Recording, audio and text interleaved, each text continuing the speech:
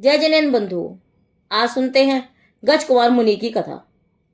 देवकी माता के 8वें पुत्र श्री गज कुमार जी श्री कृष्ण के छोटे भाई और श्री नेमि प्रभु के चचेरे भाई थे। उनका रूप अत्यंत सुंदर था। लोक में उन्हें जो भी देखता मुग्ध हो जाता। जब श्री नेमिनाथ प्रभु केवल ज्ञान प्राप्त कर तीर्थंकर रूप में विचरण करते थे, यह उसी समय की बात है।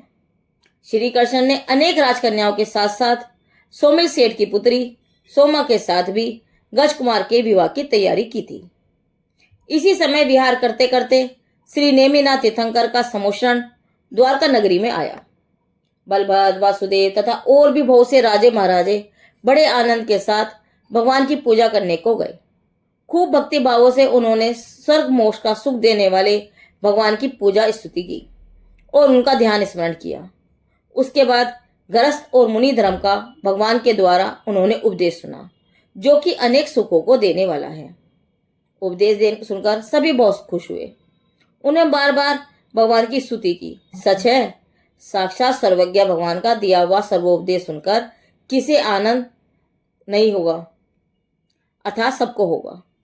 भगवान के उपदेश का गजकुमार पर बड़ा प्रभाव पड़ा। वे बहुत प्रसन्न हुए। प्रभु के श्री मुख से तीर्थंकर आदि का पवित्र जीवन चरित सुना। ओह, यह नेमिनाथ की वाणी! विवाह के समय ही वैराग्य प्राप्त करने वाले नेमि प्रभु की वीतराग रस से सराबोर वाणी से संसार की असारता और आत्म तत्व की परम महिमा सुनकर गजकुमार का हृदय वैराग्य से ओतप्रोत हो गया और वे विषयों से विरक्त हुए। अरे, मैं अभी तक संसार के विषय भोगों में डूबा रहा और अपनी मोक्ष साधना से चूक गया।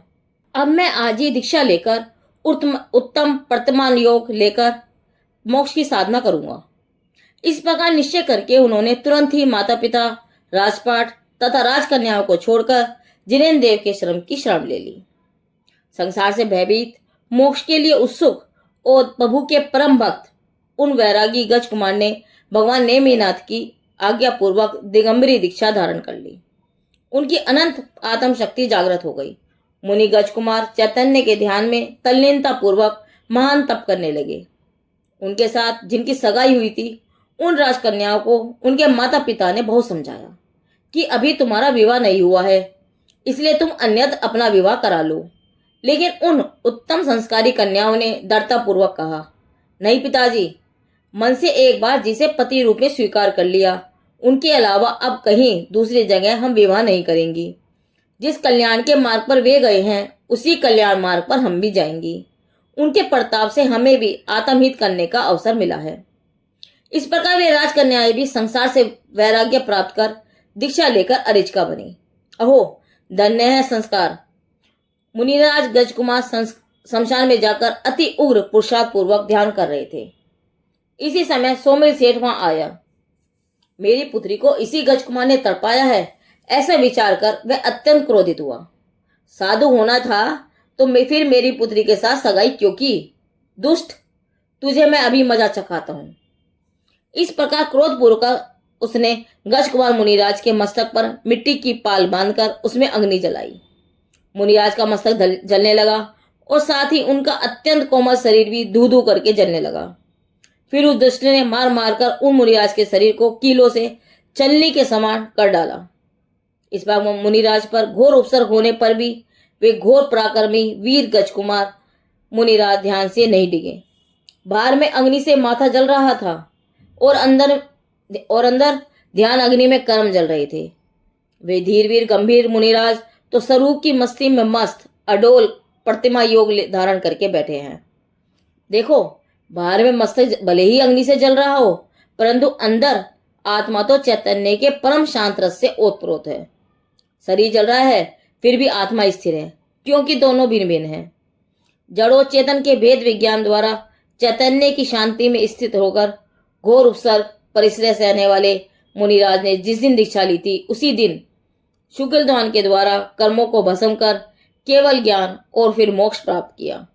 वे अंतकृत केवली कहलाए और उनके केवल ज्ञान और निर्वाण दोनों ही महोत्सव देवों ने एक साथ मनाए। एकाएक राजपुत्र गजकुमार के दीक्षा, केवल ज्ञान और मोक्ष की बात सुनकर समुद्र विजय महाराज आदि 9 भाइयों ने संसार से विरक्त होकर जिन दीक्षा धारण कर ली, श्री नेमी प्रभु की माताजी शिवा देवी और आदि ने भी दीक्षा ले ली और अपना मोक्ष मार्ग प्रशस्त किया।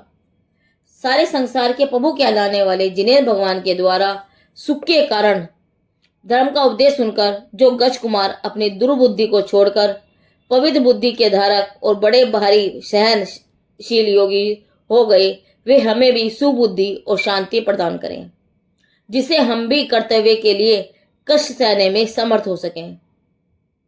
गज कुमार मुनि की यह कथा धन्य मुनिराज हमारे ब्रह्मचारी हरिलाल जैन से ली गई है। जिनदेव की वाणी आगम वाणी।